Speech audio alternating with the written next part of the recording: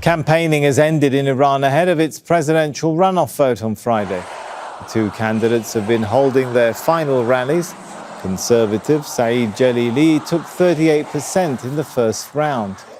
Reformist candidate Masoud Pezeshkian won 42% in a vote that saw a record low turnout. The elections were held after President Ibrahim Raisi was killed in a helicopter crash in May. Resul Serdar has more from Tehran. It's the last day of the presidential campaign in Iran, but for many Iranians, more important than who is going to be Iran's next president is what the turnout is going to be. In Iran, the state has traditionally enjoyed high turnouts, sometimes exceeding 80%, but that trend has changed in 2021 presidential election.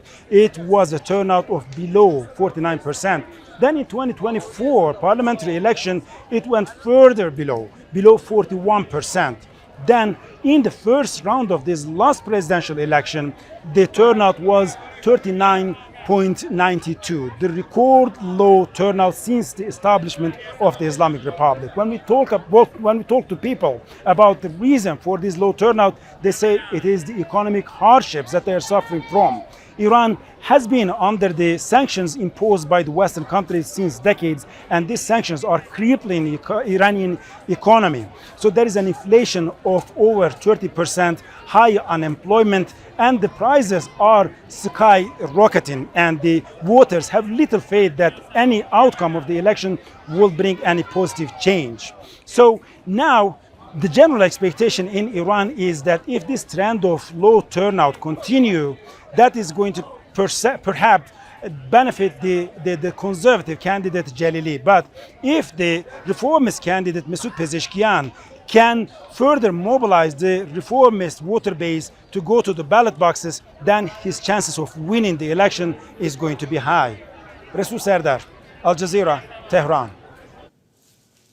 Vaez is the director of the Iran project at the International Crisis Group. He joins us now from Washington, D.C. Good to have you with us. So first of all, have you seen any sign, any indication to make us expect that more voters will actually turn out in the second round than they did in the first?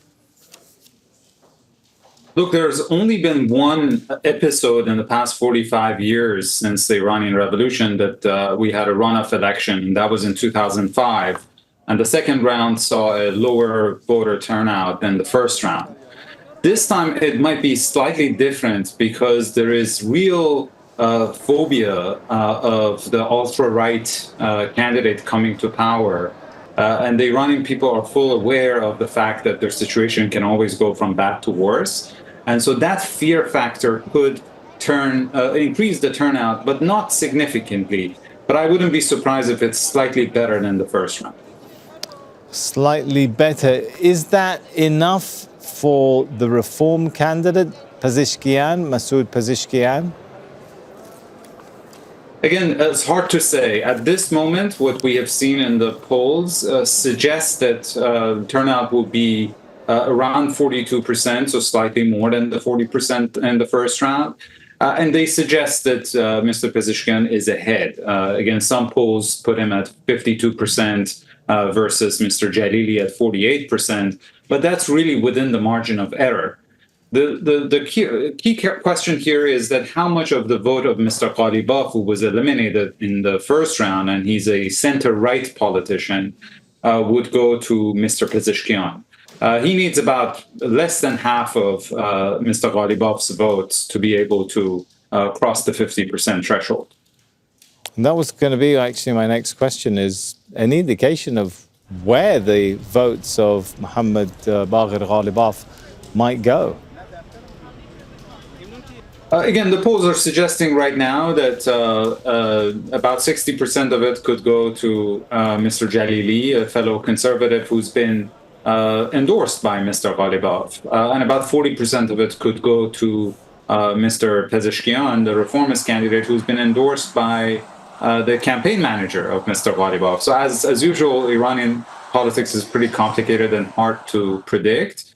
But the reality is that if Mr. Pezeshkian also manages to bring part of the great silent majority who stayed out in the first round to the polls, again, partly out of fear of things getting worse, not necessarily in the hope of things getting better, then he has a real chance. At the end of the day, we know that the president is not the ultimate authority. How much of an impact will this election, how much of a difference will it make to Iran's direction on some key issues ranging from the nuclear file to numerous conflicts in the Middle East?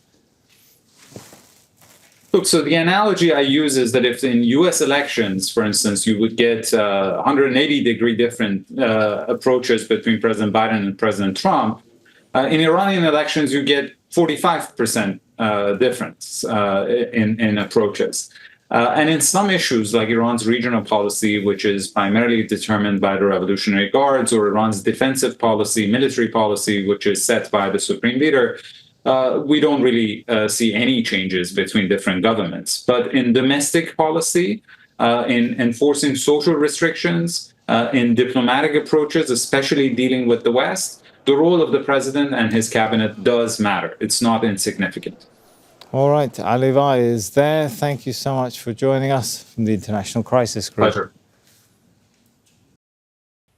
Make sure to subscribe to our channel to get the latest news from Al Jazeera.